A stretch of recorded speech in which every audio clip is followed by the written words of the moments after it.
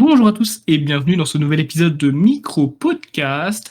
Et oui, on a parlé d'industrie toute la semaine, c'était le thème de la semaine. Et pour finir en beauté, parlons un petit peu de commerce international. Alors, mon cher Victor, dites-moi, comment retrouver un solde commercial positif?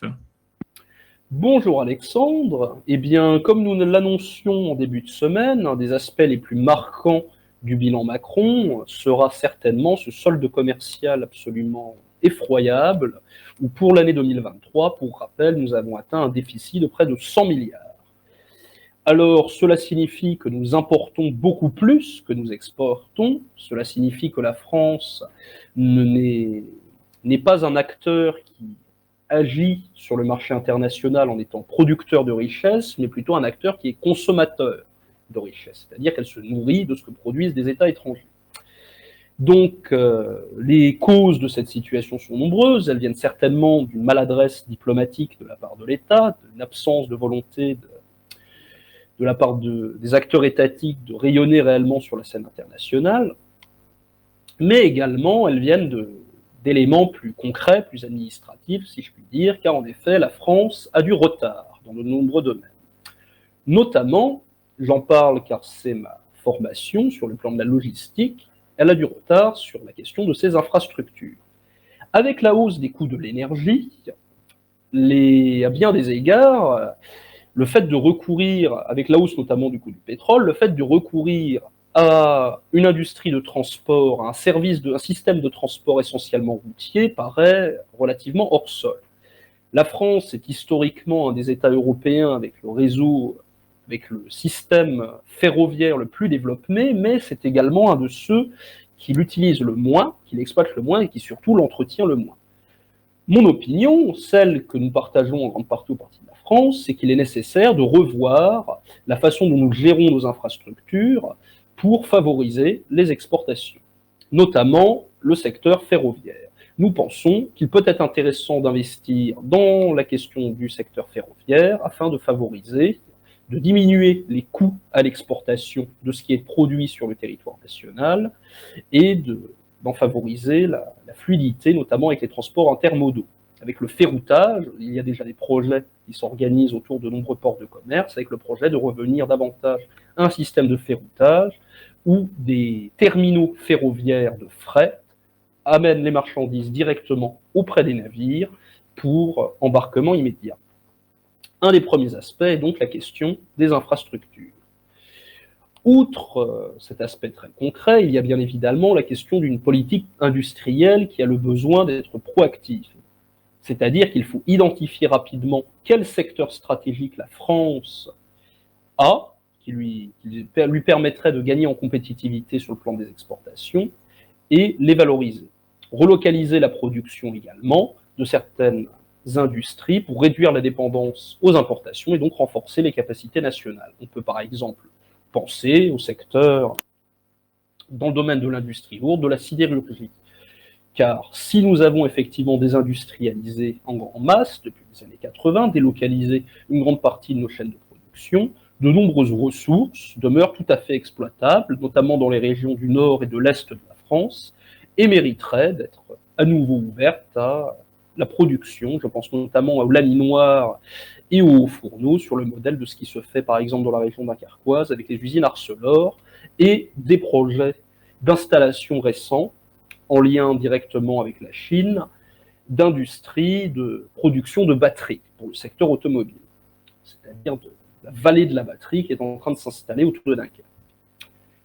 Outre ces aspects-là, il y a également la question de la diversification des marchés d'exportation, car si la France exporte peu, c'est également car elle évolue sur des marchés restreints, elle s'interdit d'exporter sur certains marchés, et se retrouve cantonnée à des grands marchés sur lesquels elle n'est pas nécessairement compétitive par rapport à des acteurs comme l'Allemagne, les États-Unis, et j'en passe.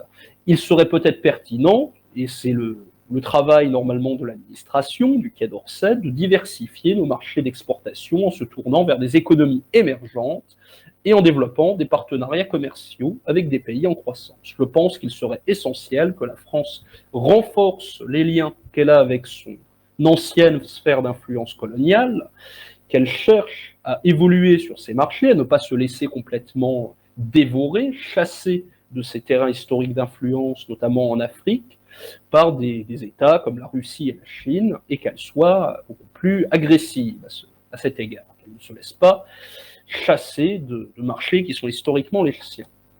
Les marchés émergents, c'est aussi des États considérés entre guillemets comme parias. Et la question de notre éviction de ces marchés est aussi à chercher dans un alignement géopolitique complètement absurde. Je pense par exemple à la Russie. Depuis 2022, la France a fait le choix de partir de Russie et de nombreuses entreprises françaises ont abandonné le marché russe par alignement systématique sur les politiques de Washington.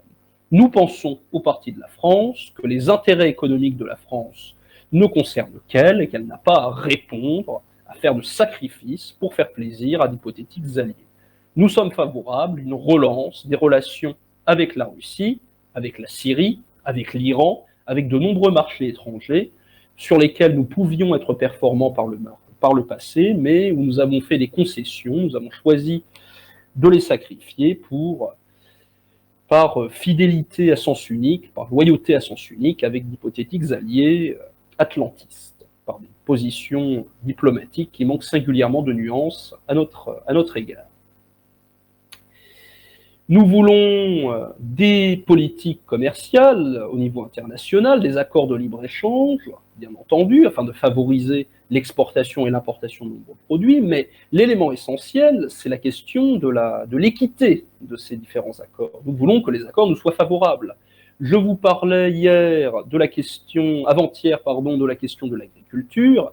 Il est certain qu'il est nécessaire, pour que notre solde commercial remonte dans le positif, que nous ne soyons pas floués par les accords de libre-échange que nous signons, que des clauses miroirs soient respectées, que les mêmes standards de qualité de production soient retrouvés dans les pays avec lesquels nous signons des accords de libre-échange, afin que les produits français ne soient pas mis en minorité par rapport à des produits étrangers, notamment dans le secteur agricole. Il nous faut donc négocier des accords de libre-échange qui favorisent les exportations françaises tout en protégeant les secteurs vulnérables de notre économie. Il nous faut nous prémunir des pratiques déloyales et mettre en place des mesures qui permettent de protéger les industries nationales contre des pratiques de dumping et autres pratiques déloyales. Enfin, il y a la question évidemment du soutien aux PME. Les PME, je le sais, car je travaille, et les PME et les startups, je l'ai travaillé dans une PME, je travaille actuellement pour une startup, sont sujettes à une certaine frilosité lorsqu'il s'agit d'opérations d'exportation et d'importation. Disons, les PME et les startups françaises sont rarement présentes sur la scène internationale en raison d'un flou sur le plan réglementaire administratif à cet égard et d'une absence de transparence sur les mesures à prendre, sur les procédures à suivre, notamment en matière de dédouanement, qui favoriseraient potentiellement leur propension à exporter leurs services et leurs produits. Nous voulons accompagner à l'internationalisation les entreprises, en proposant des services qui puissent les aider, ces différentes PME, ces différentes startups, à se lancer sur les marchés internationaux avec des conseils juridiques, marketing et logistique. Nous voulons que l'État accompagne l'internationalisation des entreprises françaises et favorise leur installation sur des marchés étrangers, leur pénétration de marchés étrangers.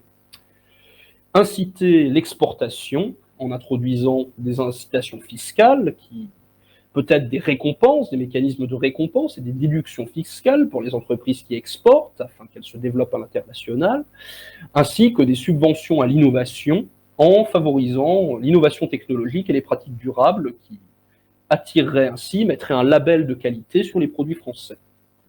Enfin, il est évidemment essentiel pour que la France soit un État qui règne sur la scène politique internationale, ne soit pas un État purement importateur, mais un État exportateur, il est essentiel que les compétences que fournissent l'éducation nationale ainsi que l'éducation supérieure soient adaptées. Il est essentiel que nous ayons une main-d'œuvre de cadres supérieurs qualifiés sur le domaine du commerce international, avec des compétences notamment linguistiques, nous pensons par exemple à l'anglais, et culturelles qui soient adaptées aux réalités des marchés internationaux.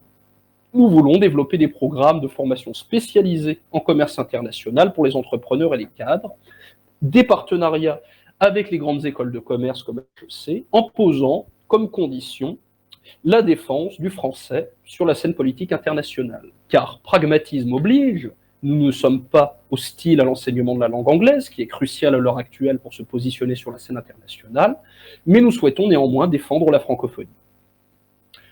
Enfin, il est nécessaire que la balance des services retrouve un certain équilibre en augmentant les exportations de services à haute valeur ajoutée, comme les services financiers, l'ingénierie, le conseil, les services numériques et j'en passe, ainsi qu'en renforçant le secteur du tourisme par le biais de ce qui arrivera logiquement avec l'amélioration des infrastructures logistiques dont je parlais précédemment.